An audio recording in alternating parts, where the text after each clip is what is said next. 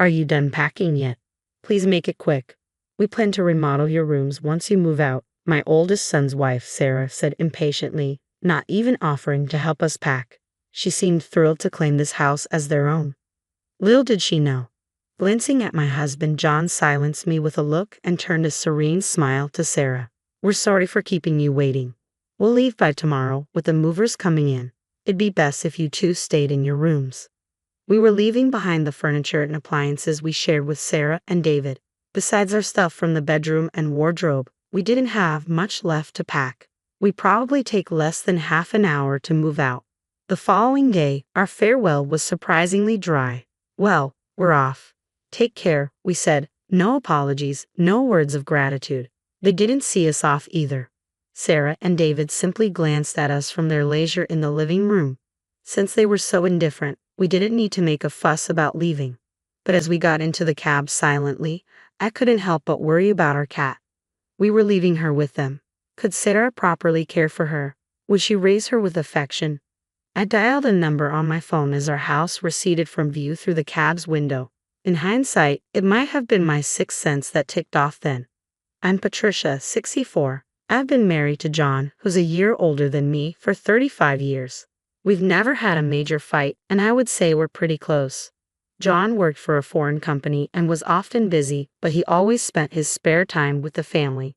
With his recent retirement, I was excited to spend more time with him, but it seems like I was the only one happy about his retirement. Our eldest son's wife was upset about it, and it was apparent. David and Sarah had been living with us in our house for a year now since their marriage. Sarah, David's wife, was actually the one who suggested we live together.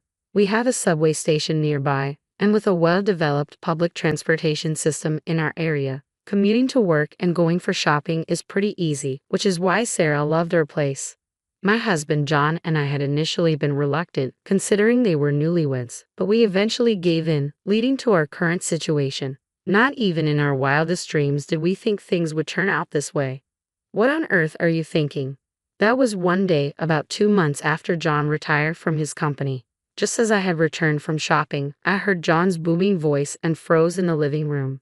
John was scolding our eldest son David, who was sitting on the couch. It was unusual to find John this angry, since he's usually calm and gentle.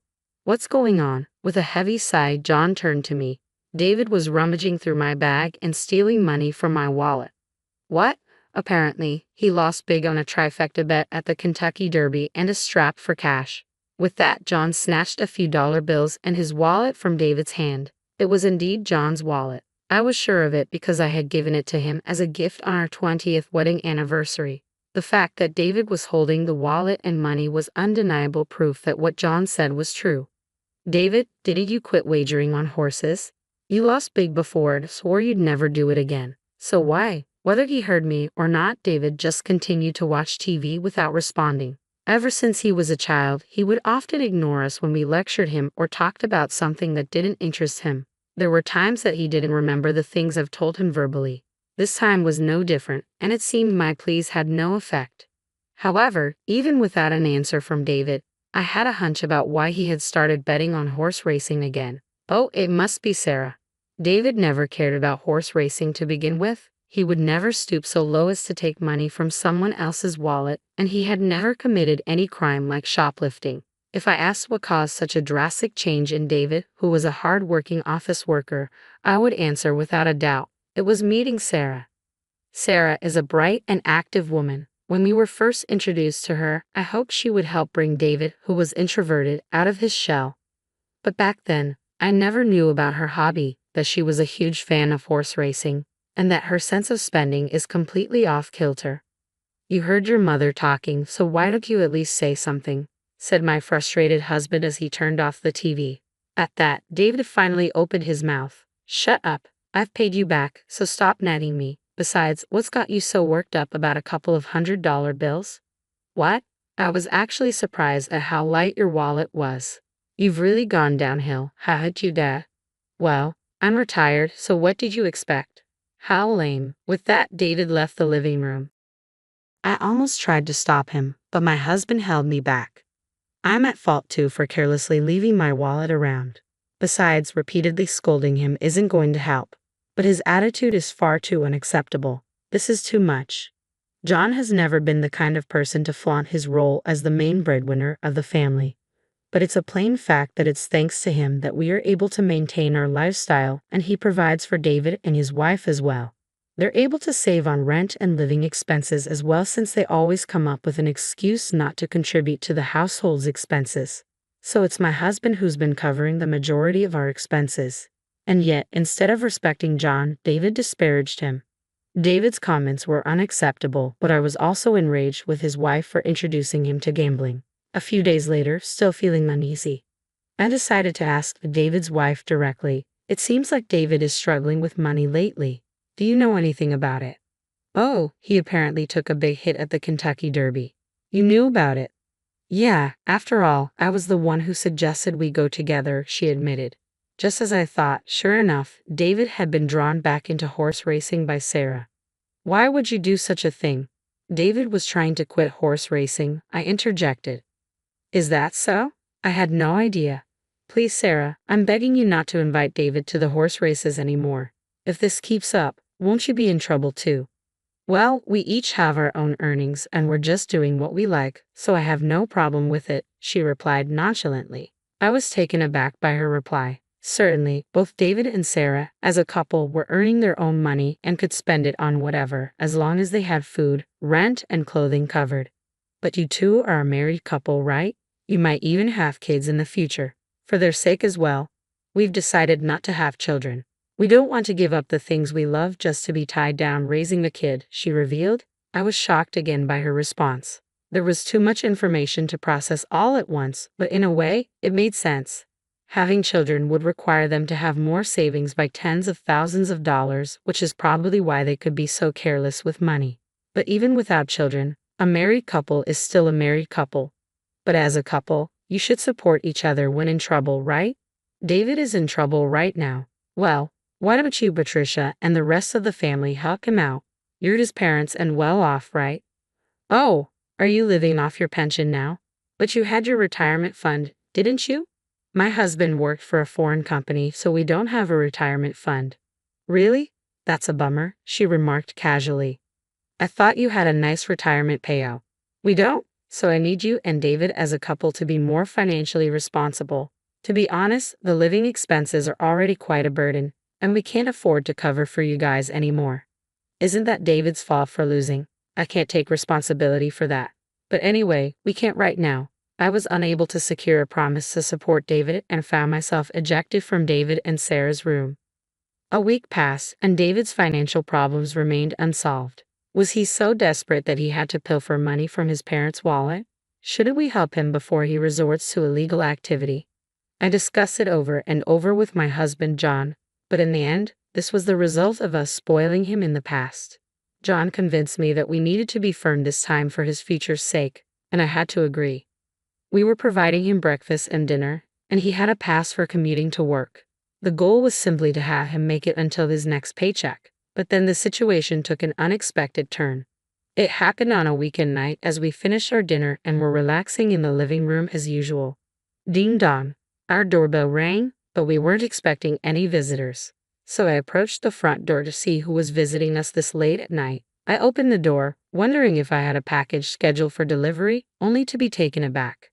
Standing there was Sarah, apparently unable to open the door as her hands were full with a cardboard box. What's going on? What's this box for? As I hurriedly took the box from her, a rustling sound echoed from within, causing me to let out a scream. In an instant, the box opened, and I found myself face to face with the animal inside. It was a cat. Isn't it cute? I found it abandoned on my way home, Sarah said with a proud grin. I was momentarily stunned, but I quickly remembered the gravity of the situation and yelled toward the living room, "John, go to her bedroom and shut the door immediately." I then closed the box and pushed it back towards Sarah. "I'm sorry, but we can't keep a cat in our house." "Ha! Why is that?" Sarah looked confused. I explained to her that my husband, John, has a severe cat allergy. In addition to developing inflammation upon contact with cat saliva, he also suffers asthma-like symptoms when inhaling cat hair or dander. There was even a time in the past when he was rushed to the hospital because David had returned from a friend's house covered in fur. I thought I had already told Sarah about this when we started living together, but she seemed to have forgotten. So, what are you saying? Do you want me to take it back where I found it? In this cold weather, it'll die. Sarah's statement left me at a loss for words.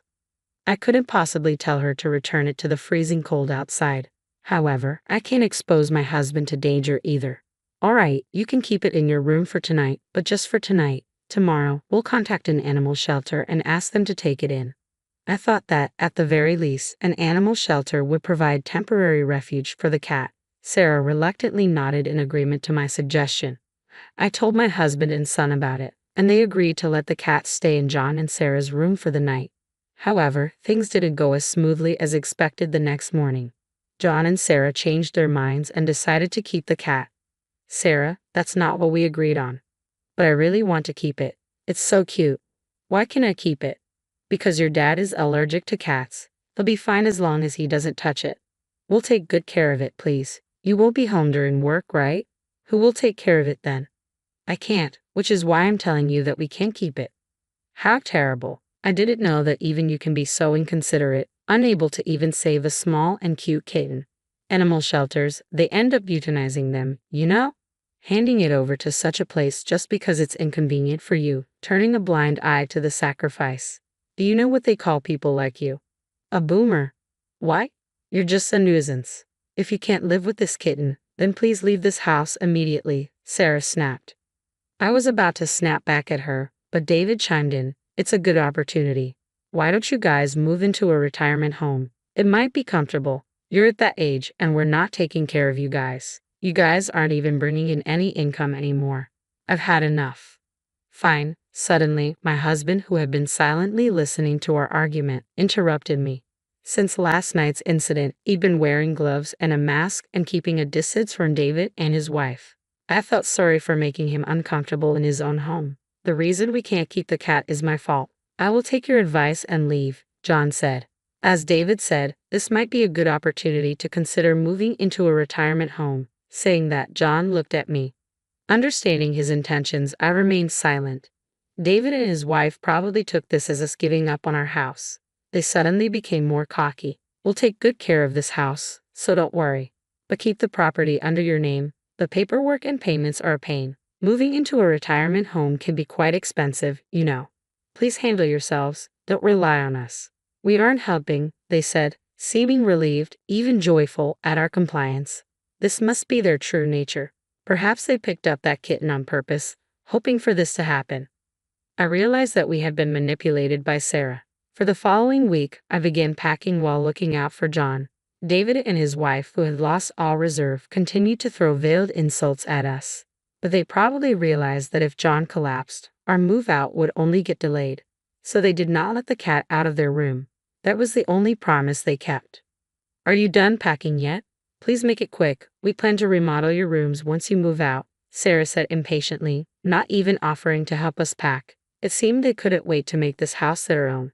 They really don't know anything, do they? I glanced at my husband, but he silently calmed me down and gave a gentle smile to Sarah. We're sorry for keeping you two waiting. We'll leave by tomorrow. The mover's coming in. It'd be best if you two stay in your rooms, he said. We were leaving the furniture and appliances that we shared with Sarah and David behind. Besides our stuff from the bedroom and wardrobe, we didn't have much left to pack. I bet it won't even take 30 minutes to move everything out. And came the next day. Our farewell was surprisingly dry. Well, we're off, I said. All right, take care, Sarah replied. No apologies, no words of gratitude. And they didn't see us off either. Sarah and David simply glanced at us from their leisure in the living room. Since they were so indifferent, we didn't need to make a fuss about leaving. But as we got in a cab, silently, I couldn't help but worry about our cat. We were leaving her with them. Could Sarah properly care for her? Would she raise her with affection? As our house receded from view through the cab's window, I dialed the number on my phone. In hindsight, it might have been my sixth sense that ticked off then. I did have some concerns about our life after moving out, but things became much easier for me. After all, we had two fewer people to worry about. Everything from meals to making choices, I only had to put in half the effort I used to. No need for considerations or worries.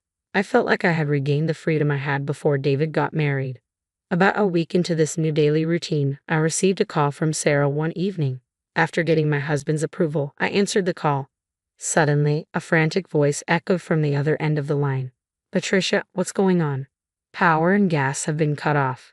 It seemed that she had just gotten home. She was so flustered that the call had accidentally switched to video, but all that could be seen on the screen was the light from a flashlight moving around in a pitch-black room. I couldn't see her face. That's because we canceled the contract for our utility bills. Of course, they'd be off, I explained. What? What do you mean? Why did you cancel them? Are you trying to get us in trouble? Are you doing this because we kicked you out? Sarah's voice rose in panic. Sarah, calm down. Is David there? My husband's calm voice seemed to pacify her somewhat. He just got home, Sarah responded. David seemed to be having a mild panic attack at the sight of their pitch-black house. We waited for them to calm down before my husband explained the truth. We've actually sold the house. The new owner has been decided, and the handover date is coming up soon. That's why we canceled our utilities contract.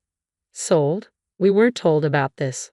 Were you going through the process without telling us? We live here. I couldn't help but interrupt Sarah, hearing her entitled claim. I had to tell David about the contract and the handover date, even the progress. However, judging by Sarah's reaction, it was clear that David had not passed the message on to her. Rather, he may not even remember what he was told, given his habit of not listening.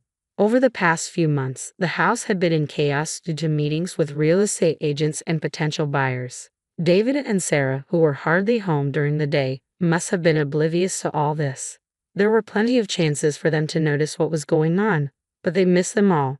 They simply never cared about what went on in the house. And that's on them. So, I assumed you guys would move out soon after we did.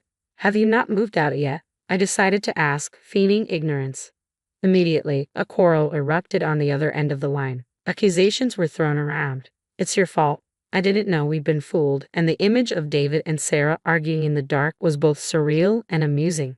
However, once their argument ended, David and Sarah turned their frustration back on us. Even so, isn't it overbearing to proceed with this without a consensus?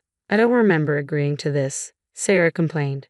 Well, I did get a reply when I asked if it was okay to sell the house. You said, yeah, sure, I responded. Technically, all I received was an absent-minded response from David, who was watching TV at the time. Still, he agreed to it. It's his fault for not listening and giving careless responses when I told him, I added.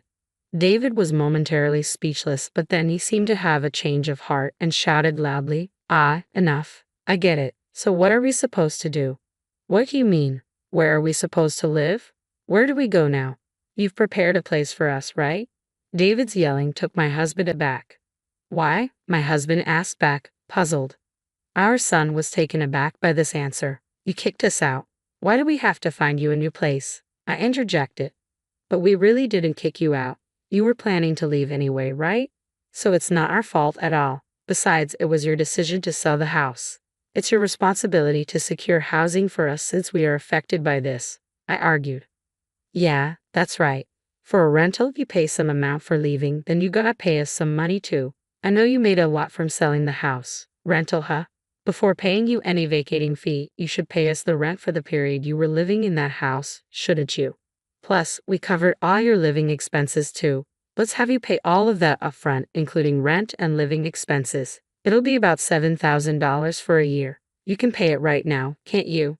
David and his wife remained silent with a groan. Considering David's financial situation, we were well aware that they were tight on money. Realizing that we had the upper hand, David started apologizing to appease us. That's right, we should be the ones to pay first. But we don't have the money right now, so we can't. So, to make sure we can pay you back properly, why don't we live together again? He suggested. Yeah, that's right. Please tell us where you're moving to. We'll move in with you guys right away, Sarah chimed in. I sneered at them. No, we can't live with a cat. Wasn't that the reason you kicked us out? We'll get rid of the cat right away, they offered, their selfishness evident. Feeling deeply sorry for the cat at their excessively selfish words, I refused. No, we can't live with a cat. Wasn't that the reason you kicked us out? As expected for David and his wife, the cat was nothing more than a tool to kick us out of the house. As long as it benefits you, you're willing to put others' needs over your wants. Doesn't that make you a boomer? I retorted, throwing their own words back at them.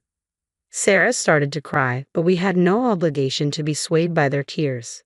Besides, the place we moved into is an apartment for the elderly, so young people like you can't live there. You're the ones who suggested it, remember? I reminded them. After talking over them, I hung up. All I could hear from the phone was David and Sarah crying. In the end, we never heard an apology from them. Soon after that, the young couple left the house. Apparently, they had no savings and they both declared bankruptcy. Now, they live in public housing. When we returned to the house once for cleaning before handing it over, we were able to hear about David and Sarah from our friendly neighbor's wife. According to her, they had quite a hard time packing in a house without electricity, and as expected, they left the cat behind when they moved. Fortunately, I had asked the neighbor's wife to take care of the cat in advance, and she agreed. I offered to help her find a new owner for the cat, but she grew attached and decided to keep it. What was surprising was that David and his wife didn't get divorced. Those two were probably meant for each other. They might be eyeing my husband's inheritance, but we picked a pretty nice apartment. By the time we pass away, there will be hardly anything left. Finally, we were able to start living our life together as a couple without any interruption. The senior housing where we moved in has excellent services, with a gym, karaoke, and a pool. We even get served freshly made meals 3 times a day. And above all, there are many couples our age in the building. We have made a lot of new friends here, and we plan to enjoy our retirement years together.